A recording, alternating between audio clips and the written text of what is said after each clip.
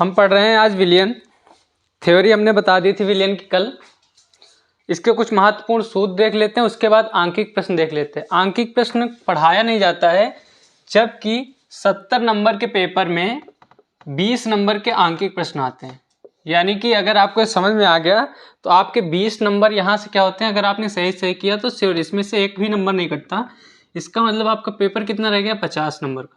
आपने 20 नंबर अगर आंकिक प्रश्न से निकाल लिए तो मेन होता है, सबसे मेन होता है आंकिक प्रश्न। 20 नंबर आता है पेपर में आंकिक प्रश्न, 70 में से 20 नंबर। ठीक, तो इसको थोड़ा ध्यान से पढ़ेंगे। कोई पढ़ाता नहीं, मैं बता रहा हूँ। आंकिक प्रश्न आपको केमिस्ट्री में कोई भी टीचर नहीं पढ़ाएगा। ठीक, तो इसको ध्यान से देख लेंगे। यहाँ से 20 नंबर पक्के पक्के हैं, इसमें से एक भी नंबर कटने वाला नहीं है। यानी कि आपका पेपर कितना हो गया, 50। ठीक, तो पहले कुछ सूत्र देख लेते हैं। मैंने बताया भी था, फिर से बता देता हूँ। जल की मोलरता क्या होता है, जल का भार बटे जल का अणुभार पूरे का पान जल का आयतन लीटर में। किसमें, लीटर में। जो जल का आयतन निकलेगा वो लीटर में निकलेगा। तो क्या होगा, जल का भार बटे जल का अणुभार अपान जल का आयतन। ठीक, उसके बाद है विलियन की मोलरता।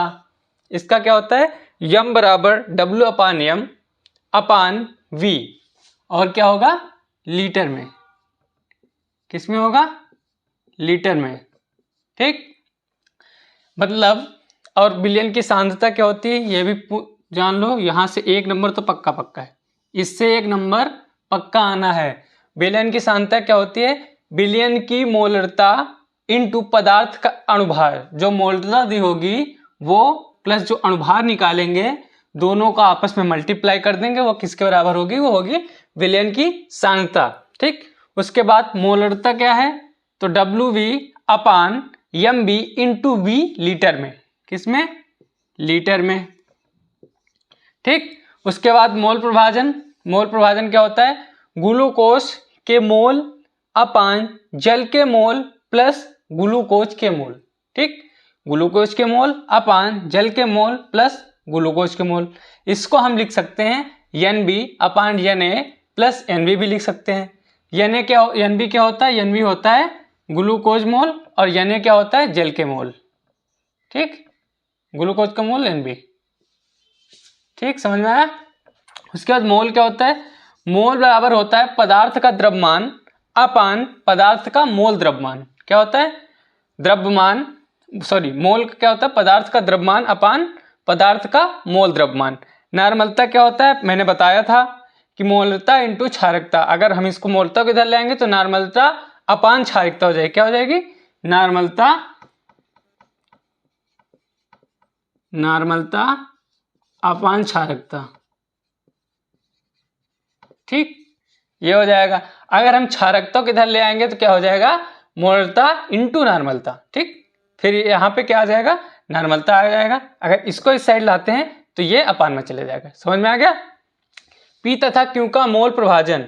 जब अगर हमें P का निकालना होगा तो हम लिखेंगे XP बराबर NP अपान NP प्लस NQ। अगर हमें यहीं पे Q का मोल प्रभाजन निकालना हो तो हम क्या करेंगे, यहाँ पे Q करेंगे। तो यहाँ हमारा P क्या होगा, नीचे आ जाएगा, यानी यहाँ Q हो जाएगा और यहाँ क्या हो जाएगा, NQ प्लस NP। ठीक, पूरा जहाँ पे Q होगा वहाँ पे P चला जाएगा, जहाँ पे P होगा वहाँ पे Q चला जाएगा। ठीक, अगर P का निकालना है तो XP बराबर NP अपान NP प्लस NQ।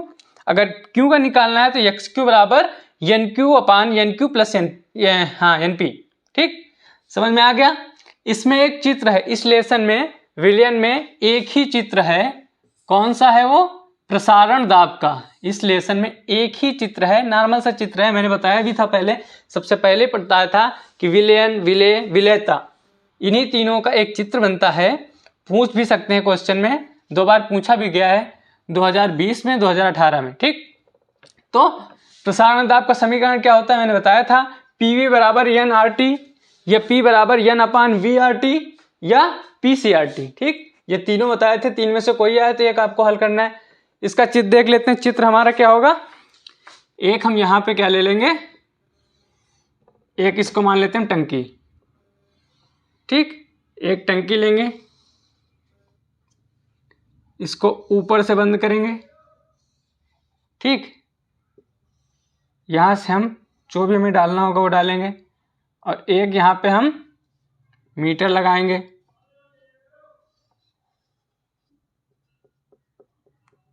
ठीक।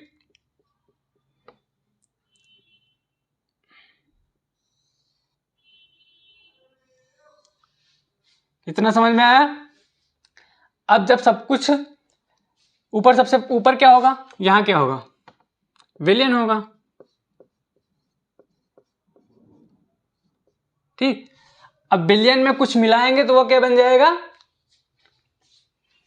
विलेयता बन जाएगा,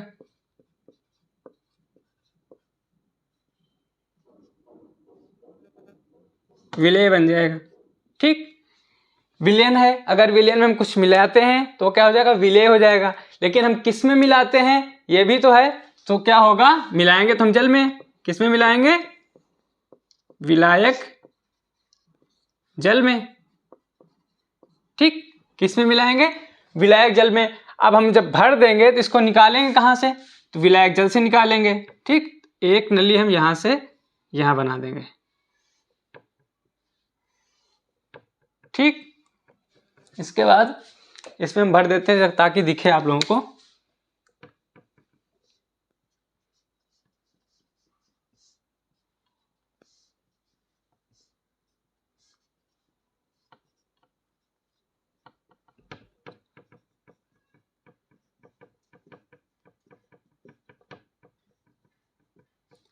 ठीक, ये हमारा क्या हो जाएगा, विलायक जल हो जाएगा।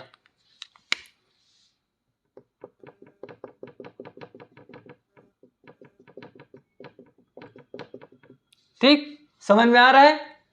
ये हमारा क्या हो जाएगा, विलायक जल हो जाएगा। यहां से हम यहां पे क्या लगा देंगे, हम यहां पे लगा देंगे दाब मापक। यहां से दाब पड़ेगा, यहां से दाब ऊपर से पड़ता है, तो यहां पे क्या लगा देंगे, दाब मापक लगा देंगे,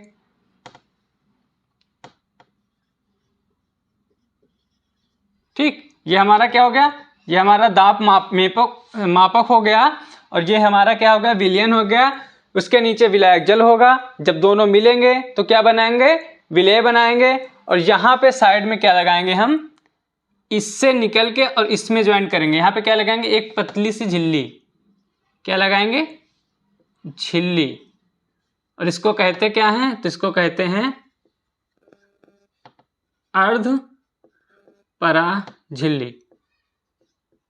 क्या कहते हैं, अर्धपरा झिल्ली, ठीक। इतना समझ में आ गया कि हमारा एक टंकी होगा जिसमें कि एक ऊपर वाले पार्ट में क्या होगा, पहले विलयन होगा, फिर विलायक जल होगा, क्योंकि विलयन में जब मिक्स करेंगे विलायक जल हो जाएगा।